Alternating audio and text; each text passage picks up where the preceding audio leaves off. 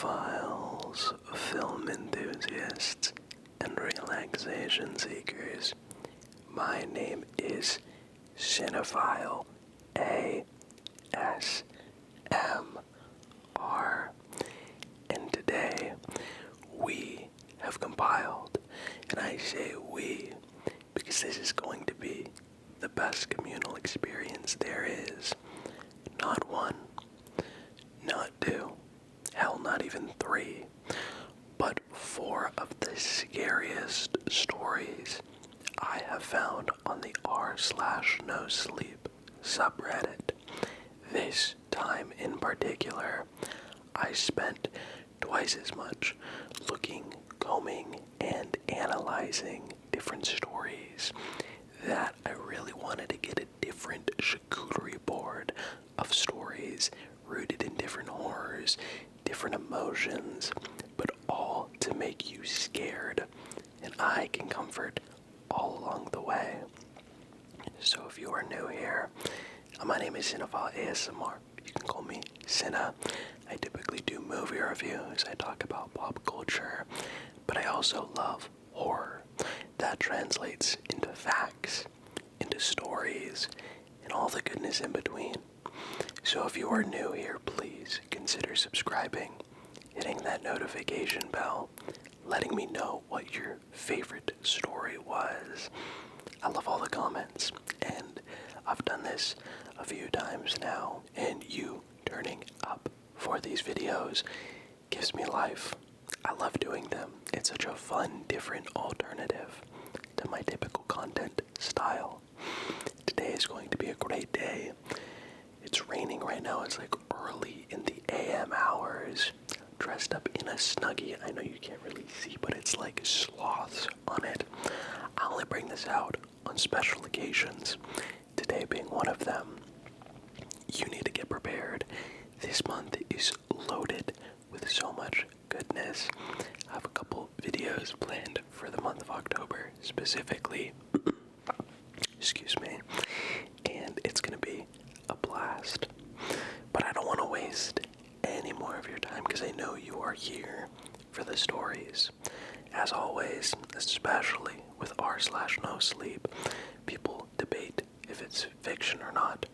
I think they are, but I'm not here to blur the lines. I am here to tell well-written stories, ones that you can relax in a comfortable position, a bed, a couch, on the floor if that helps your back, with a beverage and a sweet treat, so we can dive into all of them. I have sort of placed each story in accordance with the impact that they have had on me. So we're going to start off with a great one, a really, really good one, and of course I'm going to give each author their due, because I hate when they do stories and they don't credit the original author, you know. This first story comes from user Emma Watson, but dumber, titled, I work at a museum. There's a pedestal that's always empty, and its plaque says, do not look when occupied. It's no secret that when in need of money, someone is willing to go to extreme lengths. I'm not morally corrupt enough to be a murderer, but I was still desperate to do things close to that. The divorce had been hard on me, and I wanted to get out of that house and just live on my own. For that, you need green, and my job wasn't paying enough for me to just wander off and change my address so quickly. In retrospective, maybe it wasn't so wise to look for a job on the dark web. Those pay the most, though, and I didn't want to spend my time caring for some kid or an old lady, only to get paid $10 an hour. I started browsing whatever forum I could find and filtered my search so that I wouldn't have to kill anyone or sleep with anyone. After a while, I came across offerings of package deliverers and such things. Deliver this to this address, show up to this house, etc., etc. It was all right by me, but I didn't have a car, and I couldn't just walk for miles with suspicious boxes in hand. I finally came across this listing. Museum worker needed $100 an hour. Temporary exhibition hosted somewhere in the suburbs. I checked the address on Google Maps and found some abandoned warehouse at the edge of town. I'd driven by it a few times back when the family car was also my car. I thought I could give it a try. Maybe it was some contemporary art stuff, some voodoo statues of cursed items. I didn't believe any of that, so it really wasn't a problem to me. It said I had to be there during the week from 11 a.m. to 5 p.m. and Sundays were off. The exhibition would run for around 3 months. I quickly added up some numbers. $100 an hour, 6 hours a day, for 6 days a week, for 3 months. That would certainly cover for a deposit and some second-hand car, I figured. That would be enough to help me get by. I ran through the possibilities of weird implications this ad might have. Maybe the museum was a front for human trafficking, drug dealing, or illegal things. I don't even know why I said maybe. That was surely the case. I just had to be more careful and not look into things too much. Or maybe the exhibition was hosted by some eccentric millionaire who wanted to display his dubious antiques. Either way, $100 is $100. I replied and got an instant response. Next thing I know, I was hired. With the little money that I had, I bought a bike and some headphones to pass the time. I arrived at the warehouse one Monday at 10 a.m., eager to get the job started and get my money. I wasn't expecting it to be so empty. The warehouse was huge on the inside, but the items displayed were very few. Mostly paintings covering the walls and some wooden statues, extremely tall. They almost reached the ceiling of the warehouse, and I couldn't really see their faces. All of them were sort of bent down, almost as if they were giants watching so as not to step on us. Some notebooks were on display too. Most of them had drawings or scribbles. They weren't extraordinary. I really couldn't tell what I was looking at. I saw some unknown surgical equipment. It looked almost medieval. Next to it, a pair of ordinary scissors. I thought at first that it was ironic or just a piece of art. But the washed-out lady that had led me in there told me that those particular scissors were authentic and extremely important. I couldn't really tell what the age of the lady was. She was Asian, her skin clear and luminous. Based solely off that, I could have guessed she was in her teens, but her eyes moved around a lot and had a certain darkness that you only gain with age. Contrasting her face, her hands were wrinkled and stained. Her hair fell in long threads on her back and was tangled towards the end. It looked unwashed. The most interesting part consisted in the last 3 items, displaying on the opposing wall to the entrance. If I sat at my desk near the entrance, the wall was almost invisible, hidden in shadows. I didn't understand why the lights were so dim. The lady explained that it contributed to the atmosphere of the exhibition. One of the items was a low, round, wooden table. The plaque in front of it read, "The Hunger." The table was chewed and clawed at the edges. I think it used to be square, but the wood had been bitten off and chewed to the point where the corners were rounded. The teeth marks on the table were human. I figured it must have been some art piece. The other item was a pair of shoes. The plaque read, "The shoes that walked home." They were old, made of leather, and worn out in impossible places, as if whoever had worn them had walked in circles continuously. The last item was an empty pedestal. Its plaque read, "Painter, do not look when occupied." I stared at it a while. Such an interesting concept, I mumbled, noticing the lady's unblinking gaze on me. "Yes," she replied. "Don't look when it's occupied, though." "How would I know?" "You'll see. It's a really easy job. You don't have a lot of duties, and you can earn so much money by basically doing nothing. You must understand we value your discretion and lack of curiosity the most." "Yes, thanks," I responded quickly. Suddenly I realized I didn't really want her to leave. That didn't stop her from traversing the warehouse and shutting the door behind me.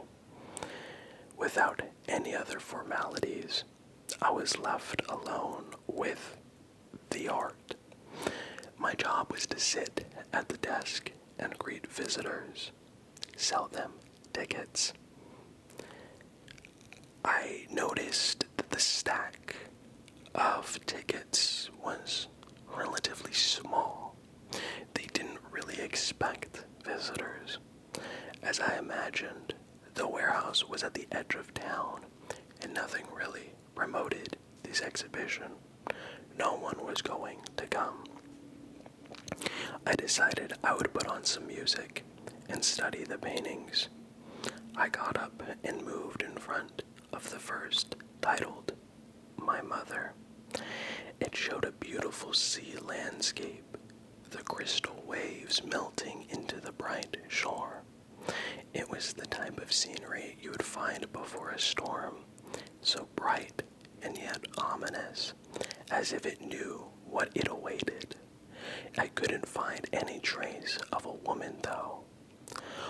Right when I was about to move to the next painting, my neck tensed up. It's impossible to describe it.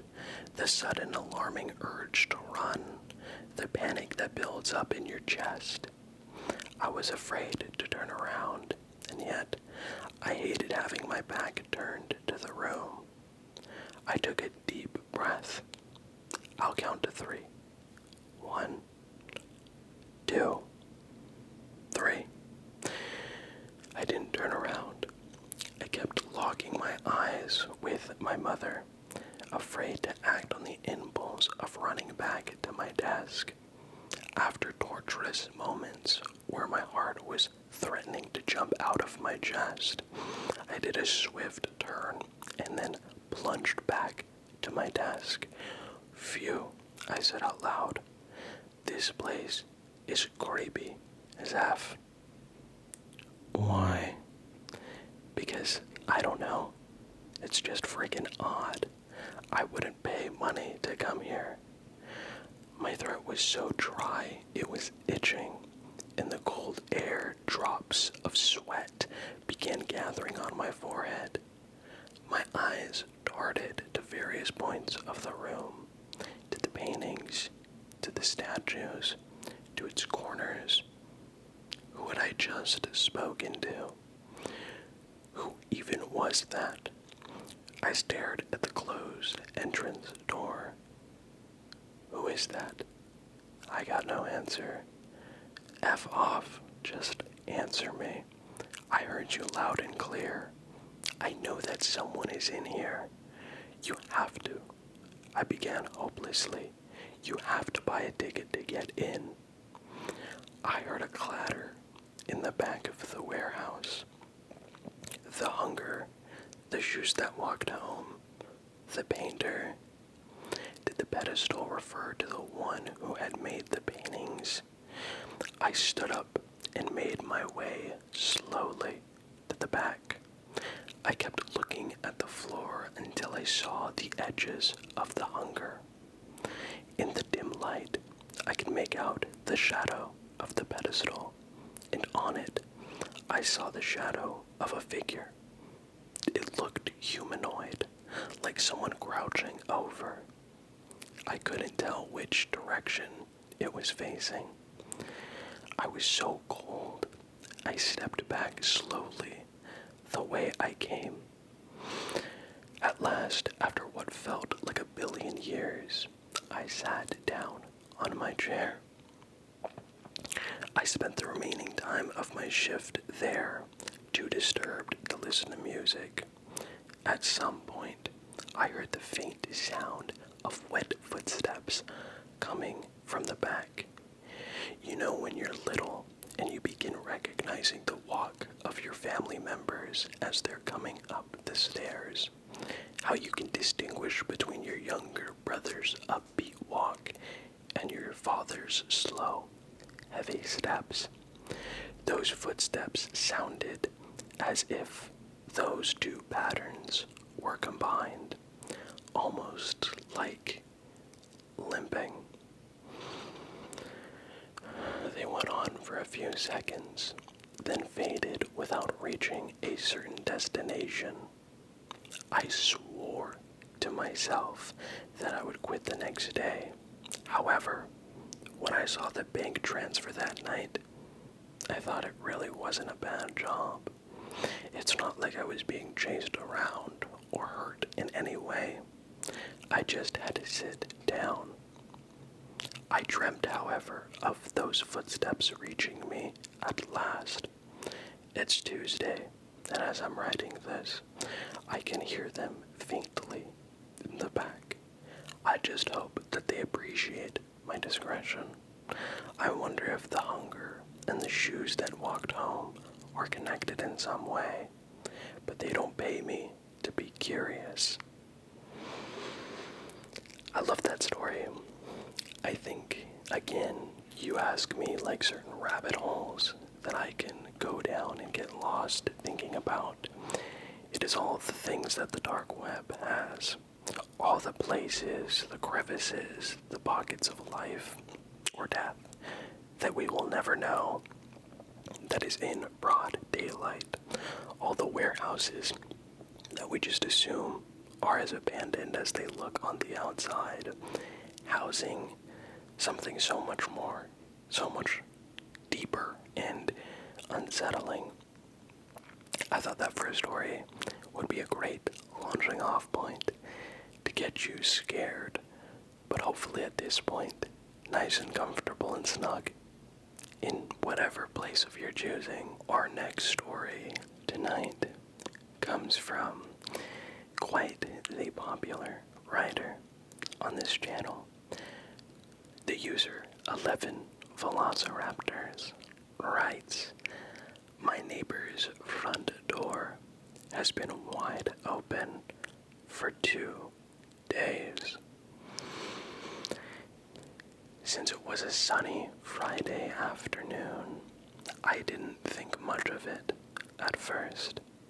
It was 5:30, and I had just returned home from work.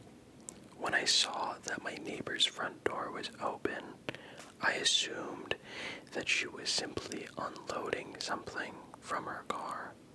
I went inside my own house and went through my usual after-work routine, going for a run, making dinner for my wife Alice and me.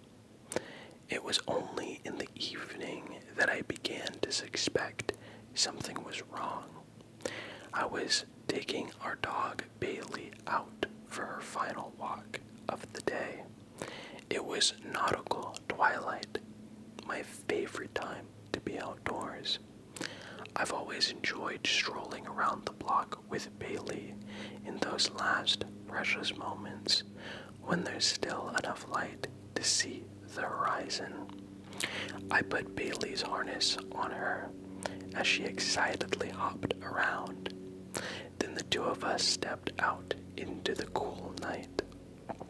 After a few seconds, I looked up and noticed that the door to my neighbor's house was still the one directly across the street, wide open. Also strange was the fact that despite her car being in the driveway, the house was completely dark. Not a single light was on in the inside. I crossed the street. My neighbor is a 20-something named Isabel. She seems like a sweet girl, but we aren't exactly good friends.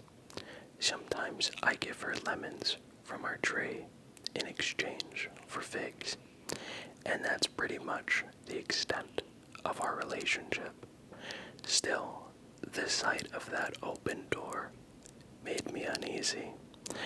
What if she had some kind of medical emergency, and she was currently unconscious, or worse, on the floor of her entryway? After a few steps up the driveway, the leash in my hand went taut. Looking down, I saw that Bailey had seated herself firmly on the ground, refusing to budge even as I called her name and tugged on the leash. Her ears were pricked up, her eyes fixed on the house like she was waiting for something. Though she wasn't growling, I was unnerved by her alert posture and her refusal to walk any closer to the door. I let my voice close the distance between us and my neighbor's threshold. Isabel, it's Brian from across the street. Can you hear me? For a moment, there was only silence. Then, just as I was about to drop Bailey's leash and walk up to the steps of the house, there came a voice from the dark.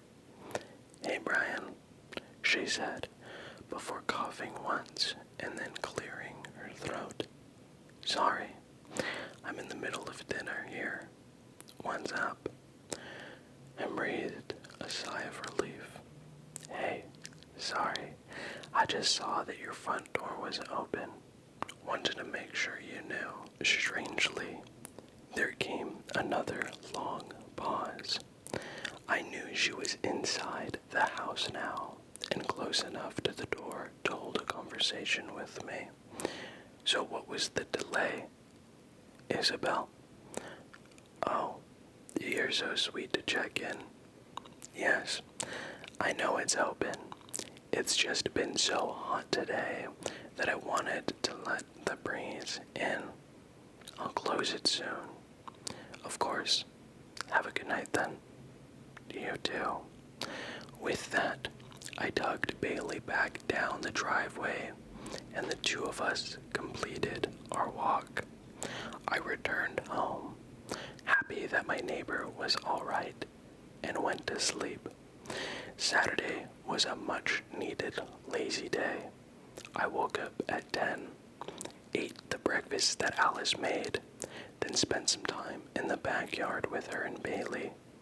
It was an overcast day, and by 3 p.m. or so, a light rainfall forced us back inside. Alice took a call from her sister, who lives at the edge of our neighborhood, while I went to the living room to throw on some television. Except, before I could get comfortable, I looked out the front window and was surprised to see that Isabel's front door was open again. Open again. was it never shut? I got up close to the window and studied the house across the street. The rain was coming down harder by then, and the thick gray clouds overhead made it seem like nighttime. Despite this, there wasn't a single light on the inside of Isabel's house. It was so dark inside that the entrance to her house seemed less like a door and more like a black painted rectangle on the exterior wall. I turned to look at Bailey, who was laying on a nearby couch, and saw that she was also looking out the window. Ears pressed against her head, she glanced at me briefly, then refocused her attention outside. I couldn't tell if she was simply people watching, or if somehow she too could sense something wrong. Just then, Alice walked into the living room. She was no longer on the phone, and she greeted me with a strange, almost nervous smile. "That was an odd conversation," she said, taking a seat next to Bailey. "Everything all right?" "I don't know. Clara saw a woman peeking into her house a few nights ago." "What?" "Creepy, right? And she's not the only one. Apparently, there've been a few reports on her side of town. Other people experiencing the same thing. Nothing stolen and no one hurt, at least that Clara knows of. But it's still pretty weird. Let's make sure we lock up extra well tonight." My thoughts drifted to my neighbor. I asked my wife what this woman looked like. Like I said, Isabel and I weren't close, but I knew she had recently gone through a difficult breakup with a long-term boyfriend. It was far-fetched to assume a connection between Isabel and the mystery woman, but who knew? Heartbreak makes people do crazy things. Maybe there was some link between the two. Alice hesitated for a minute. "Well," she eventually said, "you know Clara, she's got a real superstitious way about her. She's always telling stories." "What does that mean?" "It means that you've got to take this with a grain of salt." When Alice relayed Clara's description of the woman, I felt a chill run down my spine. Clara said that the woman was tall and gaunt, enough so that she originally mistook her for a man. She said that her skin looked too tight across her face, and that her eyes looked unnaturally deep set, as though they were too far back in her skull. Apparently, when she saw that Clara had spotted her, she had given Clara a big smile before retreating into the night. Apparently, when she smiled, she had too many teeth. I was silent for a moment, unsure what to make of Clara's morbid sighting. Love, was Isabel's front door open this morning? She considered my question as she pet Bailey. "I think it was. If nothing else, I figured I should at least tell Isabel to be careful." I put on my raincoat and headed outside, carefully making my way down the wet driveway. Once I made it to the sidewalk, I heard frantic barking coming from behind me. Turning around, I saw Bailey in the window, her paws resting on the sill, her growls and whimpers rising over the heavy rain. My wife appeared next to her a few seconds later. She attempted unsuccessfully to comfort Bailey, giving me a questioning look as she did so. I gave her a shrug in return, then crossed the street. I stopped at the bottom of Isabel's porch steps and listened. Like before, I could hear someone inside, though I couldn't tell exactly what was going on. I heard a deep, wet, ripping sound, like something being torn. Also, like before, I couldn't see a thing inside the house. A voice called out from the dark interior. "Brian." "Hello again," I said, only wondering in retrospect how she could have known it was me. "Sorry to bother you again, but I wanted to tell you something. Would you mind coming out for a minute?" "Brian," she repeated, tone almost reprimanding. "This isn't a good time. You always seem to catch me in the middle of a meal." "It won't take long," I tried persuading. When she didn't respond, I climbed up a few steps. "Isabel, there's been some suspicious activity around the neighborhood recently. I know you'd like to keep the door open for the breeze, but maybe you ought to shut it for today. But I'm so comfortable here on the couch. Why don't you close the door for me?" The couch. Wasn't she in the middle of a meal? Even if she were eating on the couch, her voice sounded so close, like she couldn't have been more than a few feet away from me. Was she hiding behind the door? I climbed up the rest of the steps, trying to recall the inside of her house from the 2 or 3 times I had been inside. I knew that the room immediately to the left of the entryway was the living room, and most likely where Isabel was supposedly sitting. I also knew that there was a light switch right next to the front door. What the hell, I thought. I'll just go inside for a minute, say hello, and then shut the door for her. It'll give me some peace of mind to actually see her instead of just hearing her voice. I glanced over my shoulder toward my own house. Bailey was still barking her head off, which was unnerving. But the sight of Alice keeping an eye on me gave me some peace of mind. It was just a house, I told myself. Just a normal house with my own neighbor inside of it. Taking a deep breath, I stood at the threshold, shocked at how, despite my closeness, the inside of the house remained pitch black.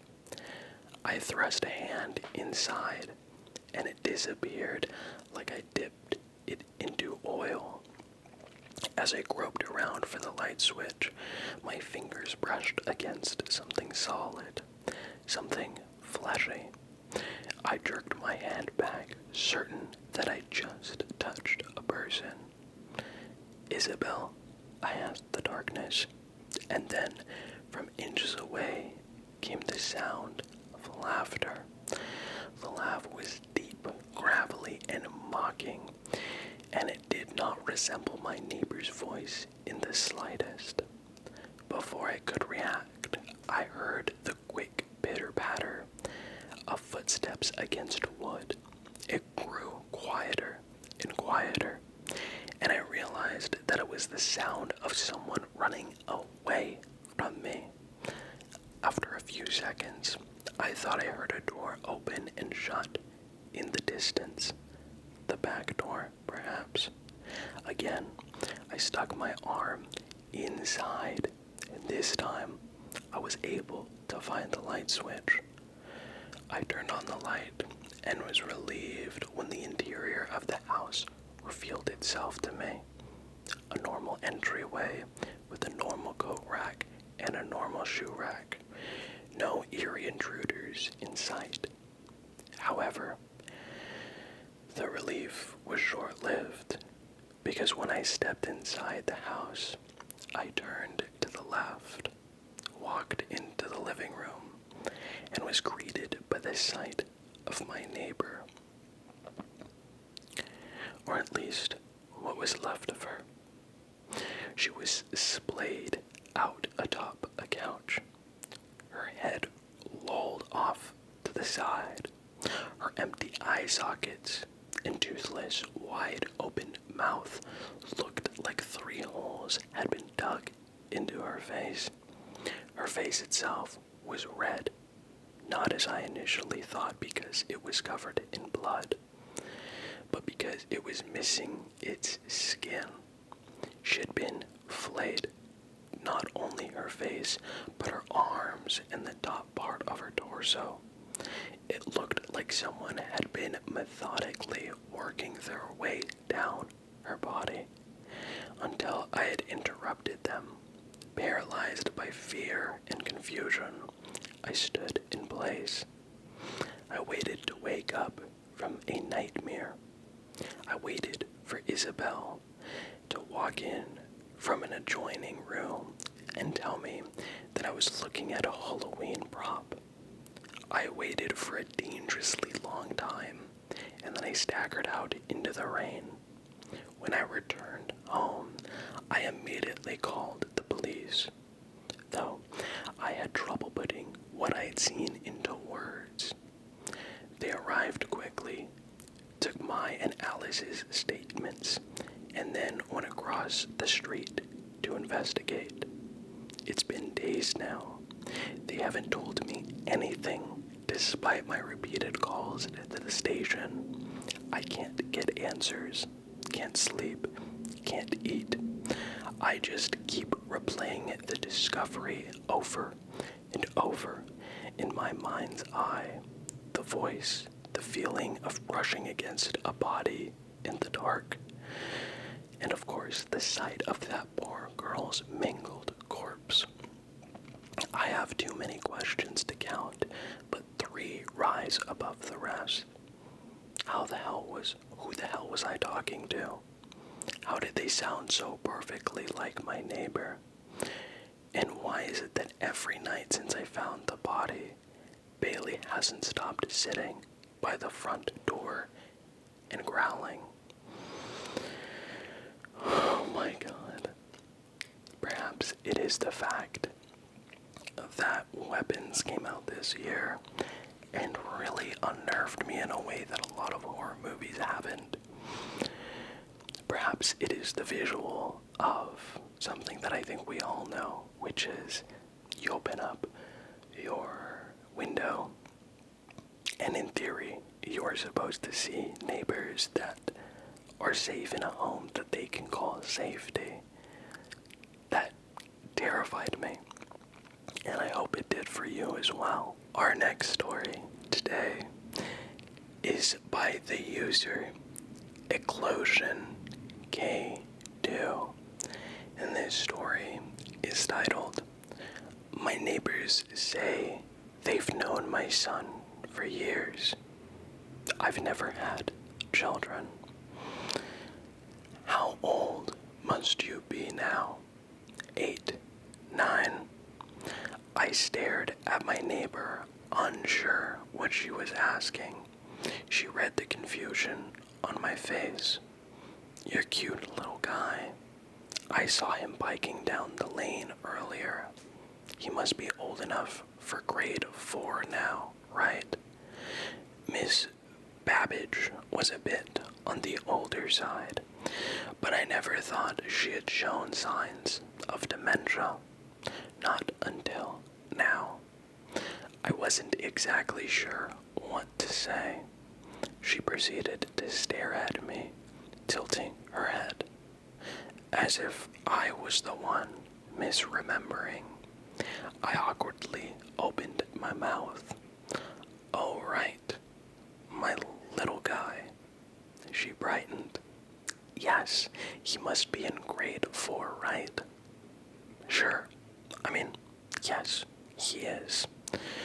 What a cute little guy, she said, and returned to watering her flowers.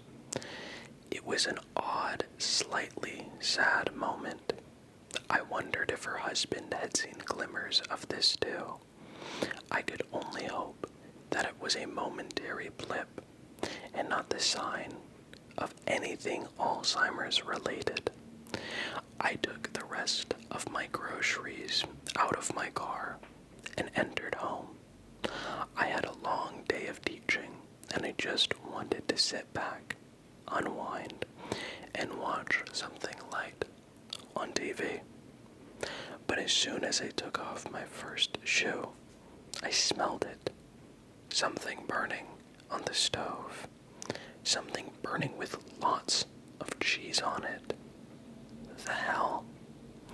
I dashed over to the kitchen and almost fell down, partially because I was wearing only one shoe, but also because there was a scrawny little boy frying Kraft dinner. I let out a half scream, but very quickly I composed myself into the same assertive adult who taught at a university. What? Excuse me? Who are you? What are you doing here? The boy's blonde, willow-like hair whipped around his face as he looked at me with equal surprise. Papa, what do you mean? I'm here. I'm here. He was a scared, confused child, and I couldn't quite place the bizarre inflection of his words. Do you want some Kathy, Papa?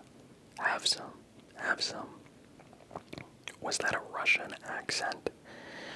It took me a second to realize that he was wearing an oversized shirt that looked just like mine. Was he wearing my clothes? I held out my palms like I would at a lecture. My standard, everyone settle down, gesture, and cleared my throat. I'm sorry, I didn't know who you are or what this is. The boy's widened eyes still frightened by my intensity. He stirred the food with a wooden spoon. It's Kathy, Papa, your favorite. Chili cheese kind, don't you remember? His name was Dmitri, and he claimed to be my son. Apparently at some point there had been a mother, but he didn't remember much about her. He only remembered me. You've been Papa my whole life. My whole life, Papa. I tried having a sit-down conversation. In fact, I tried to have many sit-down conversations where I explained to Dmitri that would be impossible. But it always ended with him clutching me with impassioned tears, begging me to remember him. The confusion only got worse when my mother called. How is my grandson doing? She asked. I didn't know how to reply. The conversation grew awkward and tense until eventually I clarified my whole predicament. Mom, what are you talking about? I don't have a son. I've never had a son. My mother gasped a little, then laughed and scolded me, saying I shouldn't joke around like that, because of course, I've always had a son. A smart little guy who will be celebrating 9 this weekend. I hung up. I stood petrified in my own kitchen, staring at this strange, expectant Slavic child. For the next 10 minutes, all I could do was ask where his parents were, and he just continued to act frightened, like any authentic kid might, and replied with the same question. How did you forget me, Papa? My method wasn't getting me anywhere, so I decided to play along. I cleared my head with a shot of espresso. I told him my brain must have been scrambled from overworking, and I apologized for not remembering I was his father. He brightened immediately. It's okay, Papa. It's okay. He gave me a hug. You always work so hard.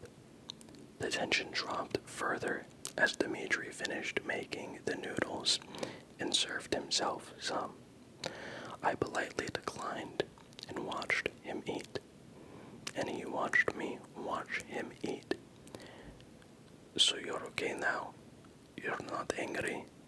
His accent was so odd. No, I said, I'm not angry. I was just a little scrambled. His eyes shimmered, looking more expectant. So we can be normal now. A wan chill trickled down my neck. I didn't really know what to say, but for whatever reason, I did not want to say, yes, we can be normal now, because this was not normal. Far from it. This child was not my son. He started playing with his food and quivered a little, like a worried mouse seeking reassurance. Everything will be fine, I eventually said. No need to stress. Enjoy your noodles. To my shock and dismay, I discovered that Dmitri also had his own room. My home office had somehow been replaced by a barren, clay-walled chamber filled with linen curtains, old wooden toys, and a simple bed. The smell of bread and earth wafted throughout. I watched him play with blocks and spinning tops for about half an hour before he started to yawn and say he wanted to go to sleep. It was the strangest thing. Tucking him in. He didn't want to switch to pajamas or anything. He just sort of hopped into his straw bed and asked me to hold his hand. Dimitri's fingers were cold, slightly clammy little things. It was very bizarre, comforting him like my own son, but it appeared to work. He softened and lay still. He didn't ask for any lullaby or bedtime story. He just wanted to hold my hand for a minute. Thank you, Papa. I'm so glad that you're here. So glad that you can be my Papa. Good night. I inched my way out of the room and watched him through the crack of his door.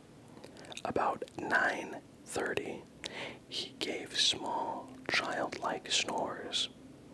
He had fallen asleep. Cautiously, I had called Pat, my co-worker with whom I shared close contact. She had the same reaction as my mother. Harlan, of course you have a son from your marriage to Svetlana.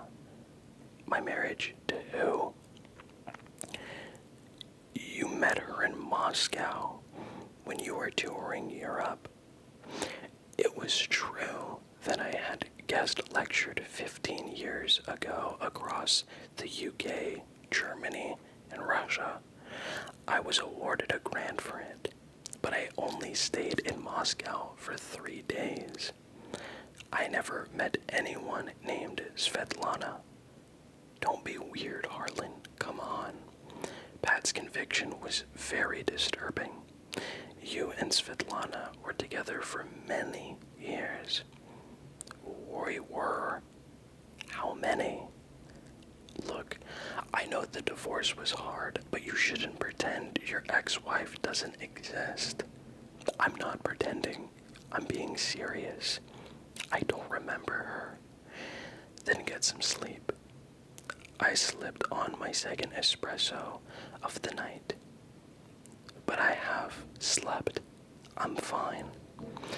Well, then I don't get what the joke is. Knock it off. It's creepy. I'm not joking. I'll see you tomorrow for the birthday. Birthday? Yes, your son's birthday. Jesus Christ. Good night, Harlan. Get some sleep. I didn't sleep that night. My efforts were spent scouring the filing cabinets and drawers throughout my house. I had credit card bills covering school supplies, kids' clothing shops, and costlier groceries. I even had pictures of Dimitri hung around the walls from various ages. It's like everything was conforming to this new reality. The harder I looked for clues to disprove my fatherhood, the more evidence I found confirming it. It was Dimitri who woke me up off the living room couch and said Uncle Boris was here. Uncle Boris. I peeked through the window and could see a very large blonde man smiling back at me. Behind him was a gaggle of other relatives, all speaking Russian to each other. Hello, Arlen. The blonde man's voice penetrated past the glass. We are here for birthday. They all looked excited and motioned to the front door. They were all wearing tunics and leggings, traditional birthday clothes or something. I was completely floored. I didn't know what to do, so I just sort of nodded and subtly slinked back into my kitchen. Dimitri came to pull at my arm. Come on, Papa. We have to let them in. I don't know any of them. Yes, you do, Papa. It's Uncle Boris. It's Uncle Boris. I yanked my hand away. It was one thing to pretend I was this kid's dad for a night. It was quite another to let a group of strangers into my house first thing in the morning. Dimitri frowned. I'll open the door. Wait, hold on. I grabbed Dimitri's shoulder. He turned away. Let go. I tried to pull him back, but then he dragged me into the living room again. Our struggle was on display for everyone outside. Boris looked at me with saucer eyes. Dimitri pulled harder, and I had no choice but to pull harder back. The boy hit his head on a table as he fell. Boris yelled something in Russian. Someone else hollered back. I heard hands trying to wrench open the door. Dimitri, stop, I said. Let's just take a minute to. You're hurting me, Papa. Ow. My front door unlocked. Footsteps barreled inside. I let go of my son and watched 3 large men enter my house with stern expressions. Dimitri hid behind me, and then he ran to hide behind them. Is everything okay? Boris peered down at me through his tangle of blonde hair. Yes, sorry, I said, struggling to find words. I'm just very confused. Confused? Why were you hitting Dmitri? The little boy pulled on his uncle's arm and whispered something into his ear. Boris's expression frowned. But before I could speak further, a slender pair of arms pushed aside the male figures, and it revealed a woman with unwavering, bloodshot eyes. Something in me knew it was her, Svetlana. She wore a draped brown sheet as a dress, with skin so pale I could practically see her sinews and bones. It's like she had some extreme form of albinism. Harlan, she said, something breaking my name into 3 syllables. Har-el-an. I've never been so instinctively afraid of a person in my life. It's like she had weaved herself out of the darkest edges of my memory. I saw flashes of her holding my waist in Moscow outside Red Square. Flashes of her lips whispering chants in the shadows of St. Basil's Cathedral.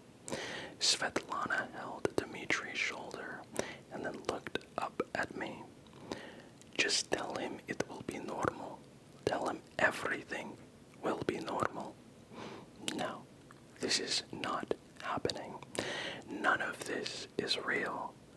Barefoot and still wearing the same clothes as yesterday, I bolted out the back of my house and hurtled into my driveway before the rest of my new family could realize what was going on.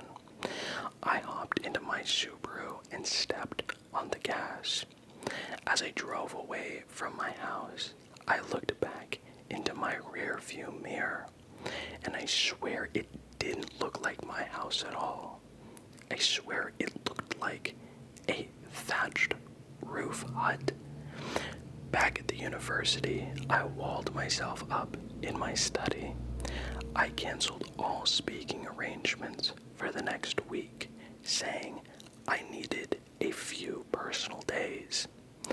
No one in my department knew I had a son. Nothing in my study indicated I had an extended Russian family.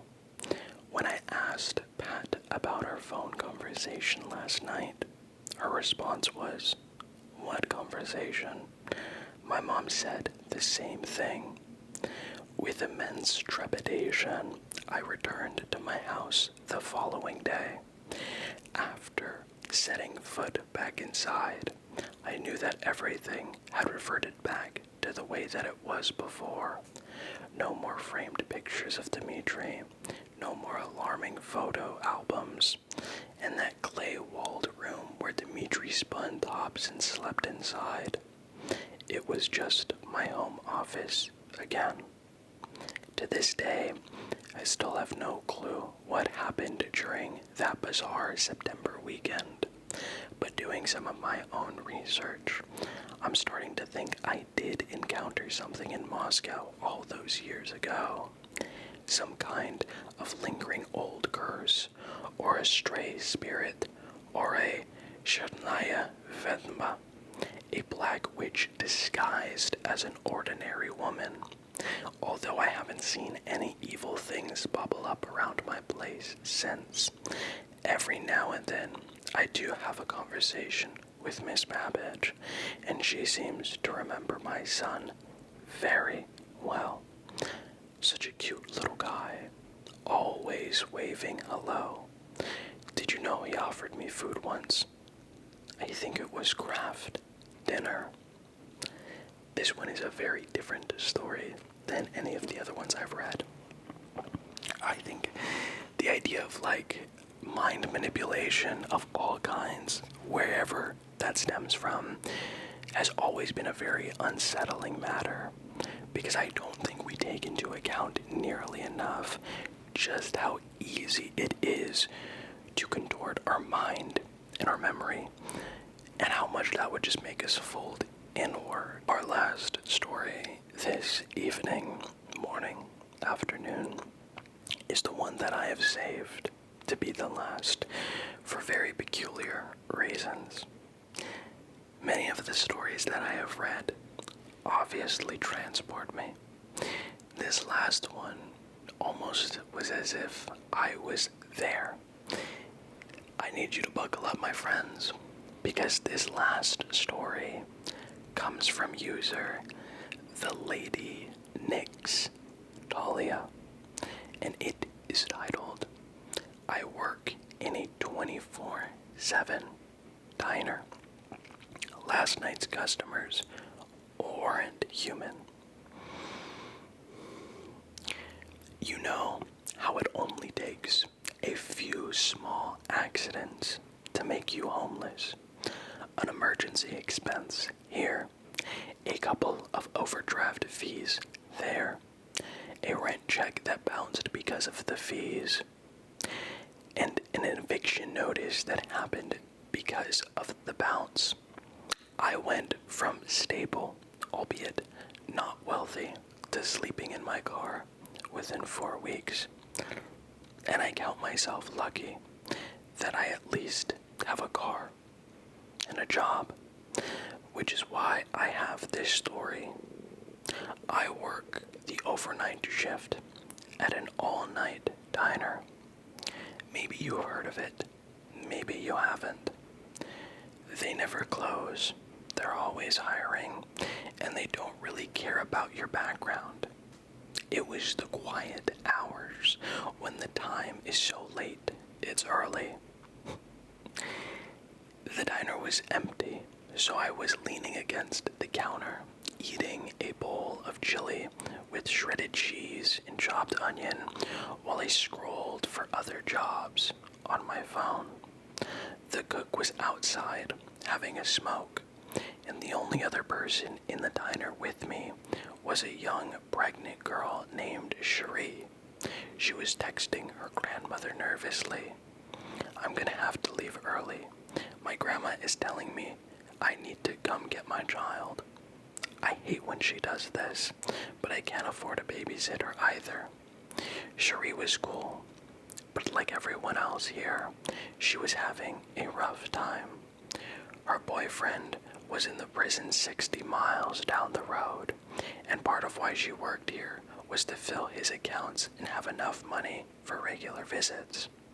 He was there for murder or something, but we don't really talk about our personal lives, so I wasn't sure. Brucius was the cook, and he took a smoke break at every available opportunity, which, when the restaurant was empty, meant a lot of opportunity. He'd wander back if a customer walked in, but there was no reason to bother him. "Hey, it's not a problem. I'll handle everything. Go pick up your kid. Thank you. You're a lifesaver. I owe you. Don't worry about it. I'll see you Wednesday." She ran out the door, and I didn't think anything of it. I heard her say goodbye to Brucius, and then her car engine grind as she drove away. I had another 4 hours left on my shift, and with any luck, it would stay this quiet. Of course, since I'm here talking to you, you know I wasn't so lucky. The door dinged, and a family of 4 walked in. Mom, dad, boy, and girl.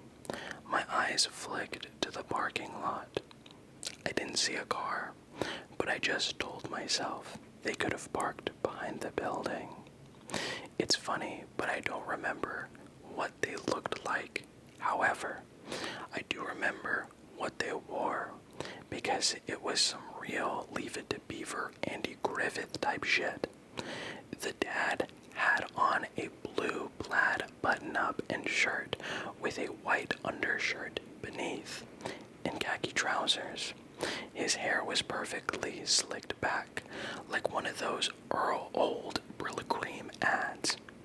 The mom wore a red gingham check dress with a wide skirt, crinline, and cinched waist. Her hair, too, was impeccable, straight out of an old Betty Crocker commercial. The little girl had her hair in 2 pigtails, anointed with yellow bows, and was wearing a pink shirt and blue shorts. The boy had a perfect cowlick and wore a blue shirt and red shorts. I felt unsettled. They looked perfect, but they felt wrong. Brucius came back inside, took one long look at the family as they settled into a booth, then went through the swinging doors into the back without a word. Rude. "Good evening, y'all," I said as I let down the laminated menus. "Can I get you anything to drink?"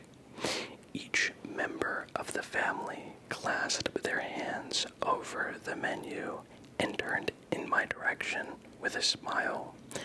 4 glasses of milk, please, said the dad, his tone folksy, like something out of an old sitcom. Everything looks so delicious, said the mom cheerily, without glancing at the menu.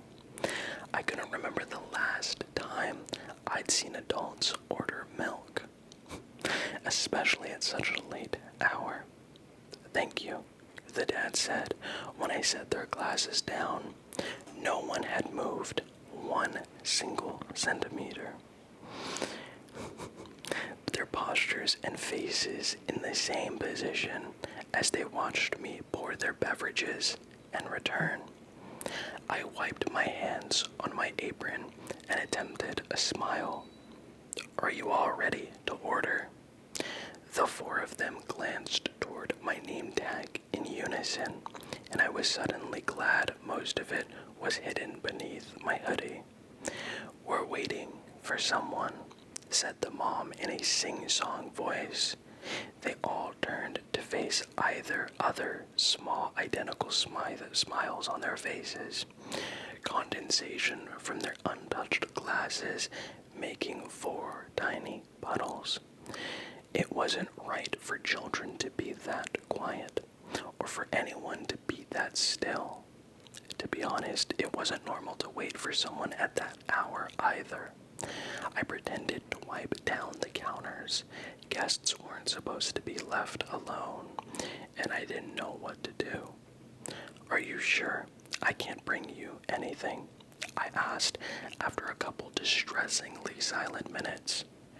We told you we're waiting, one of the children hissed. I startled and dropped the rag. That was not a child's voice. All 4 sets of eyes again fixated on me, but this time no one was smiling. My heartbeat rushed in my ears, and I could have sworn they heard it too. Okay, I laughed nervously. My voice was a little too high. Abruptly, out of the corner of my eye, I saw Brucius waving frantically behind the swinging doors, gesturing for me to join him in the back. Relieved to have an excuse to leave, I backed away slowly, something deep in my most primal brain telling me not to turn my back to them. Rules be damned, I couldn't be out there alone with them a second longer. I'd barely opened the swinging doors when he jerked me all the way in. Listen, he whispered urgently, his grip tight on my arm. Those people out there aren't real people. I looked back through the small window in the swinging door. I don't, he interrupted me. What I don't have is time to explain. You see that bag of salt? He jerked his head towards a giant-sized bag of pure rock salt I'd somehow never seen since working here. Pour a line at the front. Make sure it's far enough back that the swinging door won't break the line. It needs to go all the way from one wall to the other. Pour extra if you're not sure. I'm confused and I'm scared shitless. Pour. He hefted his own large bag of salt and began making a wide circle, one large enough to fit us both. Looking behind him, I could see there was already a similar salt line at the back, stretching from wall to wall. I had no idea what was happening, but I had never seen Bruges be anything other than laid back and chill my entire time here, and that was enough to get me to listen. As I poured, I took a peek through the round window in the swinging doors and spotted the family still sitting there. They still hadn't moved. This is really effing creepy, I muttered under my breath. Once my line of salt had been poured and double-checked, Bruges pointed to the inside of the circle and pressed a finger to his lips. Tiptoeing to the wall, he carefully opened the circuit box. Then, taking a deep breath, he switched off the breakers, plunging the entire restaurant into darkness and turning off the lights outside. In the next instant, he had leapt to join me in the middle of the circle. One heartbeat later, I heard the most ungodly shrieking from the dining area. I clamped my hands over my ears, but it didn't help. It was like the sound of waves were made of broken glass. My skin felt like it was being peeled off. My eardrums screamed. I started to fall over and stopped abruptly only partway down. Bruches had twisted the collar of my shirt around his hand. I had almost fallen outside of the circle. And another shriek rolled over me, and I sobbed in confusion and pain. My muscles clenched into knots as I fought an instinctive urge to run. Bruce's grip tightened, keeping me grounded. Just then, the swinging doors blasted open, and a roiling, inky mass slithered and slopped its way inside. You'd think it would be too dark to see anything, but there were so many mouths, so many teeth, so many eyes, the space filled with the scent of rot and tar. This was the family. I retched and clamped my hands over my mouth to keep the vomit down. The mass glided and spilled its way up to the very edge of the salt line and stretched horizontally along its entire length.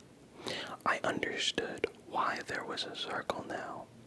If there'd been the slightest gap in the line or between the line and the wall, it'd have slithered its way across. My eyes burned the longer I looked. I felt something warm drop onto my hand. I thought it was tears. It was a nosebleed.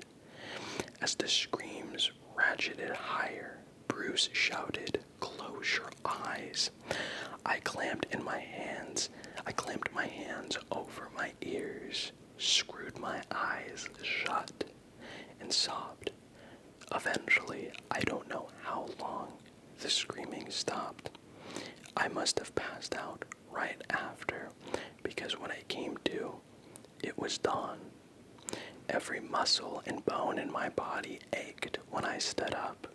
My face was crusted with dried tears, snot, and blood. Bruges was red-eyed and bedraggled. He was using the special broom, the one that said, "Do not use," in Sharpie on the handle, to sweep all the salt into a large dustpan with the same directive. The salt had turned a smoky blue and smelled like sulfur and gasoline. Perhaps it was the daylight, perhaps it was the surviving the single most terrifying night of my life. But when I spoke, my voice was surprisingly calm, even though it sounded like I had chewed and swallowed broken glass. "I'm going to wash my face, then I'm going to make us coffee, and then you're going to tell me what the hell that was." He nodded, mumbled, "Yeah," and kept sweeping. I was half tempted to turn the sign on the front door to closed, but it would just be my luck if the manager appeared out of nowhere if I did. Besides, the place was empty. Once he was done sweeping, he washed his hands and joined me. I poured him a mug of the best coffee I had ever tasted in my life. He lit up a cigarette, and we looked at each other across an empty table. Despite the commotion, the diner was in perfect order, like nothing had ever happened. "What was that?" He took a long drag as though toying with telling me the truth or not. But after last night, it was too late to lie. They're called the family.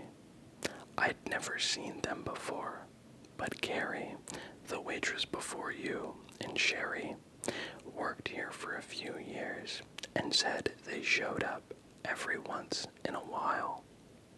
He paused as if expecting me to say something. I took a long sip, and he kept on. The first clue was they didn't have a car. They just appeared. I don't even know from where, and walked in. The second is how they were dressed. Where did they come from? I don't know. But the lore is a family disappeared on the highway decades ago, and when they came back, they were that. And y'all didn't think to tell me this when I got hired. Would you have believed it? I guess not. There's a reason the pay is so good. What about the salt? The lights? Listen, I don't know all the roles, and she didn't either. But before this place was built, apparently there was a lot more disappearances. People would get off at this exit because they thought they saw a sign for food or gas. Take a turn, but now people just stop here, right off the highway and right back on. But that means when the family gets hungry, they come here. Yeah, that's why you went straight to the back. Yeah, I needed to get started. And you turned off the lights so no one stops while they're here. Yeah. What about the salt? He went quiet. You saw why. At that moment, the door opened, and a couple with a toddler entered. A real family. Oblivious. We stopped talking. I took their orders, and Bruges heated up the grill. There was nothing else to do. This happened a few weeks ago, but I'm still working there. Corporate gave us an extra bonus check when the incident was reported, which got me in a cheap hotel with a decent bed and shower for a little while. I'm still applying for jobs, but no one else has called me back for an interview. I'm alive because of Bruges, but he was just hired as a corrections officer at the prison and is leaving soon. I might delete this later, but I needed to share it with someone where no one would know who I was or judge me. What do you think I should do? Run. Yeah, so that was, I think, the second story out of the 4 that I had read, and I loved it. But I think it was the day that I had that followed after I had read it, where I was like, oh, this is good. This is really, really good. Call it the idea of like something so universal, like a diner being in the middle of nowhere, which doesn't sound like it is per se, but just that idea. Anybody can come in, you get all walks of life, and then you get this family. It just sends me. And there you have it, my friends. All 4 of these Reddit horror stories can be found in the description of this video if you want to read them for yourself. Check out the user's other works. I love it. Thank you again. Please like the video if you have not. Stay tuned. I'm cooking up a Halloween special video compiling the movies that I can almost guarantee, if you haven't seen any of them, you've at least not seen a majority of them. I'm doing a review coming soon for a movie coming out, hopefully, that I like. I think I'm gonna love it. And then there's another one, so please stay tuned for that. I cannot wait to see you in the next one, my friends. We're building this channel brick by brick, growing the community. I'm growing with you. I love you all, but above everything else, please, please, please, please, please, please, please, please, please, please, please, remember to take life one frame at a time. I'll see you in the next one, everybody.